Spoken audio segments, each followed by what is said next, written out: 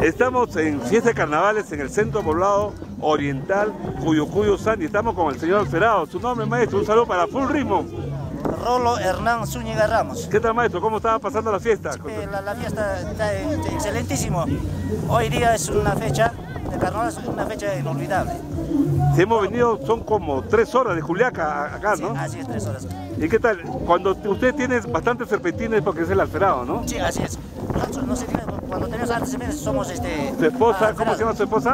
Ninfa Hierba. Ya, y usted está donando cuántas cajas de cerveza, ¿cuántas cajas está dando para la fiesta? Los invitados, los invitados nos están brindando. Ah, lo están invitando ahorita. Ah, ya.